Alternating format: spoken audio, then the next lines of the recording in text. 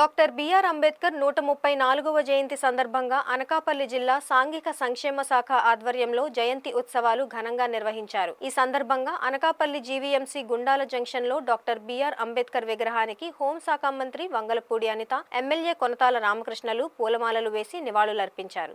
ఈ సందర్భంగా హోంమంత్రి అనిత మాట్లాడుతూ డాక్టర్ బిఆర్ అంబేద్కర్ గొప్ప ఆదర్శనీయుడని, ఆయన అడుగుజాడల్లో పనిచేసేందుకు తామంతా సంసిద్ధంగా ఉన్నామని అన్నారు. డాక్టర్ బిఆర్ అంబేద్కర్ ఆశయాలను ముందుకు తీసుకువెళ్లవలసిన బాధ్యత మనందరిపై ఉందని అన్నారు. ఈ కార్యక్రమంలో కలెక్టర్ విజయకృష్ణన్, ఎస్పీ తుహిన్ సిన్హా, జిల్లా తెలుగుదేశం పార్టీ అధ్యక్షులు భక్తుల తాతయ్య బాబు, రాష్ట్ర గౌర కార్పొరేషన్ చైర్మన్ మల్లా సురేంద్ర, జిల్లా యంత్రాంగం పాల్గొన్నారు.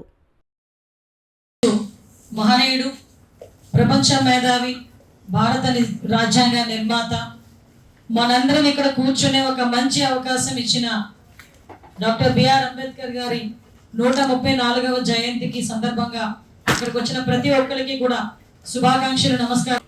ఆ పొజిషన్లోకి రావడానికి పడ్డ కష్టాలు కానీ, పడ్డ అవమానాలు కానీ, స్వేచ్ఛా సమానత్వం గురించి అతను చేసిన పోరాటం కానీ, అతను తిన్న దెబ్బలు కానీ, ఇవన్నీ కూడా 134 సంవత్సరాలు అయినప్పటికీ కూడా ఈ రోజుకి కూడా ఆ అంబేద్కర్ గారిని మనం అందరూ స్మరించుకుంటున్నామంటే ఒక్కసారి ఆ వెనకాతల ఆయన పడ్డ కష్టం, ఆయన పడ్డ బాధ, మన గురించి ఈ రోజు నిలబడే తీరు, ఈ రోజు ఆ స్టాట్యూకి ఉన్న నిదర్శనని మనం చెప్పుకోవాలి. చాలా మంది ఈ రోజు ఏప్రిల్ మంత్ అనేసరికి ఒక స్పెషలైజేషన్ ఉంటుంది. ఏప్రిల్ మంత్ లో బాబు జగజ్జీవనరావు గారి జయంతి April 5th, జ్యోతిరావు గారు పూలే గారి బర్త్డే 11th, అదేవిధంగా ఈరోజు అంబేద్కర్ గారి బర్త్డే 14th.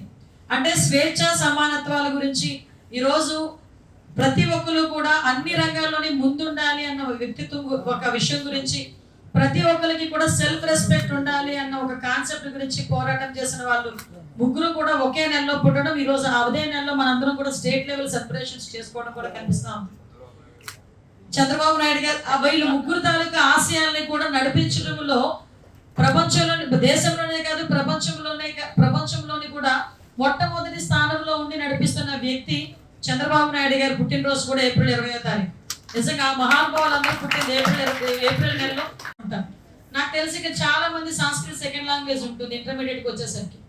ఒకనొక సందర్భంలో అంబేద్కర్ గారు సంస్కృత్ సెకండ్ లాంగ్వేజ్ తీసుకుంటానంటే, నువ్వు అణగారిన వర్గానికి చెందిన వాడివి, నువ్వు అంటరాని వాడివి, నీకు సంస్కృత్ మేము ఇవ్వము అంటే సంస్కృత్ చదవలేక పర్షియన్ తీసుకొని సెకండ్ లాంగ్వేజ్ కింద చదివిన వ్యక్తి అంబేద్కర్ గారు.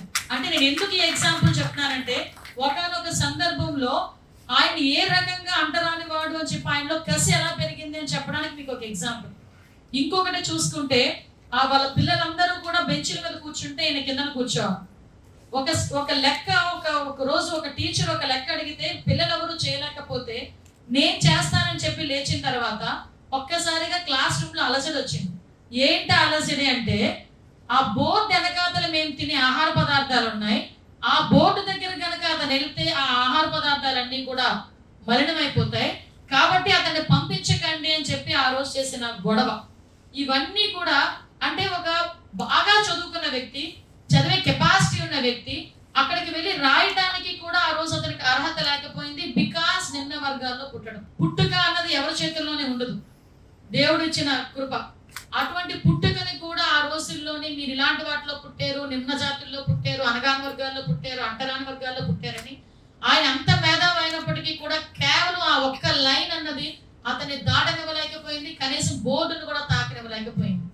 ఆ రోజు ఆ టీచర్ ఎంతో ప్రెజర్ తీసుకున్నా కూడా అతను కూడా చేయలేకపోయారు ఉన్న సిచ్యువేషన్ బేస్ చేసుకుని.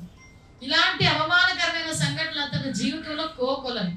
నాకులాగే నా వాళ్ళెవరు కూడా ఇలాంటి విషయాలు ఉండకూడదు అని ఒక ఎత్తు, మొత్తం దేశంలో సమానత్వం అన్నది కావాలి, స్వేచ్ఛ అన్నది కావాలి, ఏం చదువుకోవాలో అది చదివే స్వేచ్ఛ కావాలి, ఏం చేయాలో అది చేసే స్వేచ్ఛ కావాలి, అదేవిధంగా మనం ఎలా ఉండాలో అలా ఉండగలిగే స్వేచ్ఛ కావాలి రాజ్యాంగబద్ధంగా.